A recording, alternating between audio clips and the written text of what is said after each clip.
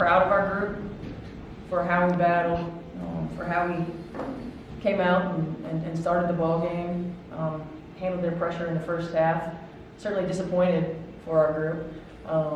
You want to be able to come away when you have a lead like that with a win. And there are some time and score things that are on me that we haven't been able to practice, or we haven't practiced in the game situations as much. And that's on me. But we have to do a better job of taking care of the basketball. When we gave ourselves opportunities, we scored it. And when we had unforced turnovers, they took advantage. And you got to give credit to them, to Deja Alexander and McKay. They stepped up and made big shots at key moments. They had a couple of momentum-changing plays and shots that were difference makers, and you got to give them a lot of credit for that. Cierra, what did you kind of feel in that third quarter when they started to kind of make a run there? Because it seemed like so much momentum was on y'all's side in the first half, and then third quarter kind of felt like it changed a little bit. They're a good team, so we were expecting them to come out and have a little spunk to them in the third quarter. And when they started to go on their run, we just needed to calm down. We needed to control the pace and not let them push our tempo up with their press. So I did feel the change in the tempo, but we just needed to compose ourselves. What was working for you early, I guess throughout the whole game, but certainly early from your three-pointers? I mean, what did you kind of see? Or was it people setting you up, or was it you being in the right spots? What did you kind of feel? We executed really well in what we wanted with our plays this game. We worked on our plays before the game and during practice this week because we knew that they were going to play zone. We looked for what we wanted, and I think that we got what we wanted. And I was just in the right places at the right time, and my teammates were able to find me. Coaches talked about how they kind of, a lot of SEC teams are going to hone in on you and Foz in particular. Do you kind of like having that spotlight on yourself a little bit, and is there a competitive edge to that for you? Oh, there's definitely a competitive edge because, me or Foz, we don't want to be shut down. We don't want to let that get in our heads. We just got to play our games, and definitely makes me want to score, and it definitely makes me want to get open more. But I just got to take what the defense gives me. Anything else for Cierra?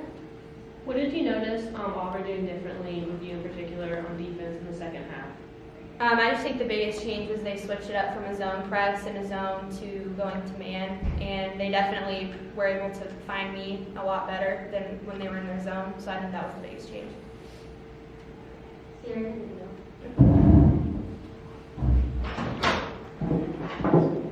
Steph, I know I kind of asked the same thing to Cierra, but in the third quarter, it felt like their pressure was just kind of a different level. They were handling it well early, passing the ball well, and sharing the ball. But in the third was when things kind of changed. What did you see?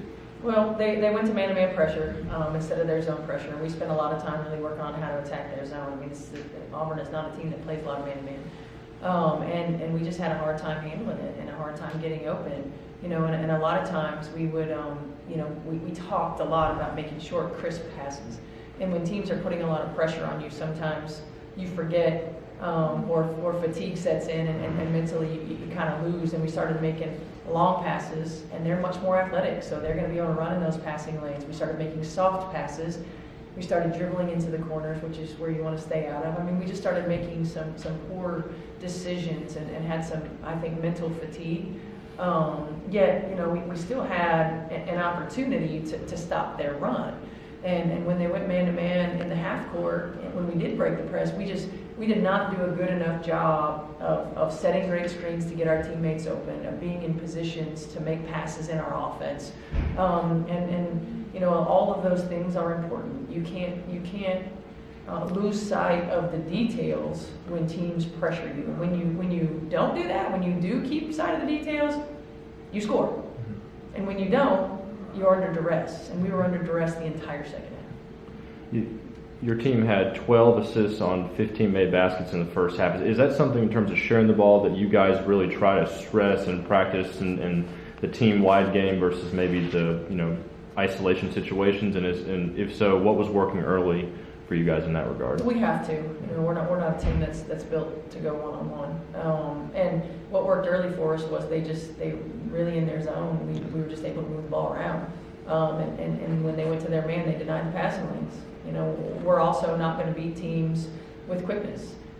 We've got to beat teams with execution, and that means helping one another get open. And we didn't do a good enough job of that, and it hurt us in the second half. We think we had 15 turnovers in the second half, and they had 18 points off of those turnovers, and we just can't afford to do that. You talked a lot about this season, as I kind of alluded to with Cierra, about how teams are going to hone in on her. She's not a secret anymore. The fact that that's the case, but she can still go out and do something like this when you know a team like an Auburn has certainly seen that on film. What is that like as a coach to know just kind of how dangerous she can be in offensive situations? Well, we definitely know that. That's why we try to put her in situations where she can be a floor spacer for Foz, and they have to guard at least one of them. I think that what we got in the first half wasn't necessarily anything we were doing outside of Sierra's teammates did a good job of finding her. I think that Auburn let her get loose in the zone, which was probably not the game plan. I think we all know that we've been there when the game plan hasn't been executed right. And in the second half, when they played her man-to-man, they honed in on her. And that's what teams are going to do. And it's very difficult, I think, when you're Cierra Walker, to be able to get open looks without depending on your teammates to help you. Whether that's driving kicks, like Lily has the ability to do, whether that's post-ups and putting her on that same side as Foz, or whether that's setting a screen for her, running some misdirection stuff.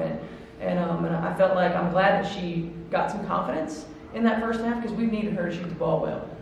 And then she stepped up with much more confidence when she didn't have as much space in the second half and knocked down shots, and that's what we need from her. The scoring ability, shooting ability she's had kind of since she got here, but at the same time now that she's at the point where she has to become one of those leaders, one of those focal points. I mean, where have you kind of seen her grow in that regard of having to kind of shoulder a little more responsibility on the offensive end? Yeah, I think she's taken a little bit more ownership of that. She's not a very vocal kid to begin with, but she's done a much better job, especially in dead ball situations where we've asked her to sort of make sure we're all on the same page. I think she's taken it a little bit more upon herself in situations like tonight. Kaylee was tired, and Cierra handled the ball against one of the best defensive teams in the country. And she got us into offense, and that's a growth process for her, and she's done an outstanding job of that. And I think one of her biggest areas of improvement has been on the defensive end of the floor. I mean, we had one of those last defensive possessions where she was guarding McKay, and she kept her in front of her, and that's growth for Cierra. That's not something she would have done in year one or even year two, and I think that's part of that competitiveness that she talked about. She knew she had to dig in and get a stop, and she was able to do that. You guys have been impounded with injuries, but could there be a bright spot? I look at a player like Carter and how much she seems to have progressed over the last month or so.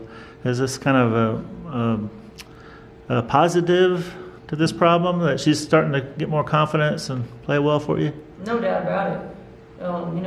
We depend on her.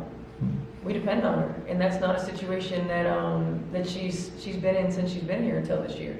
So I think it's been a tremendous opportunity for her, and I think the thing that I'm most proud of is that she's embraced that opportunity. We gave her the ball and we give her the ball in a lot of situations that she hasn't been in, and I think out of anybody on our team, she's found a lot of success. And so I'm really proud of her for that, and she's somebody that we're going to continue to depend on even when we get our injured players back. And look at Bree Hork. She looked pretty smooth out there too for the time she came in. I think the third period she was in there and made good passes. I don't think she had any turnovers that I saw. And she can shoot it. She Yeah. gives us another person on the floor that can space it. Yeah. Is there any word on the injury situation and possibly getting any of these guys back? No, I mean, I wish. It's just day to day and really week to week, and we've got to see as they go through their therapy and their rehab, and as they get back on the floor to make sure that we don't have any setbacks. I think that the biggest thing that we have to take into account is we want their long-term health and wellness is our priority. So, we've got to make sure that when they come back, they're ready. And that's physically, that's mentally, that's emotionally, and it's all of those things. And so I'd love to say we're going to have him back next week, but we don't know when. You talked about, obviously, the Auburn switching the defensive pressure in the second half. But when you're seeing kind of the late moments of the game, when kind of the rally is compounding, what are you seeing that this team is struggling in those moments? I think Decision making, certainly. You know, we tend to panic a little bit and rush, like Cierra mentioned. We're trying to get rid of the ball so quickly, as opposed to really kind of trying to slow down our minds. You know, and I think that's a situation where there were times, have been times in the past where Chelsea's had the ball in her hands and she just dribbles through those kind of things, right? And we don't have that. We also have a really difficult time simulating SEC speed and quickness defensively in practice. We can't. And so we have to do the best that we can with what we've got, and we have to try to put them in chaotic situations and help them make decisions in those chaotic situations. And I thought, you know, for the most part, Kaylee Clemens Green was much better tonight in those situations. Lily has not had the ball in her hands as many times in those situations, and now we've got to give her more experience in practice, you know, in those areas. Obviously, this was a tough loss tonight. Are there any positives you and your team can take from this moving forward? Yeah, I think there's a lot of positives we can take. You know, we were focused and ready to go in shoot around. We were focused and ready to go at the start of the game, and we executed the game plan in the entire first half. Teams are going to make adjustments, and Auburn made an adjustment, and we couldn't quite adjust on the floor. And so we've got to be able to handle that. You know, I think that Autumn Newby has been an outstanding rebounder for us over the last few games. I think Foz, who has had to really battle for everything, you know, she had 2 hustle plays at the end of the ball game that she wouldn't have had at the beginning of the year. You know, that's progress. You know, being able to get a shot at the end of the game with no timeouts is positive. The way that we did, being able to execute that baseline out of bounds the way that we did is positive progress. And so I think there are a lot of really good things that we can take from this. We just got to continue to minimize our sort of self-inflicted wounds.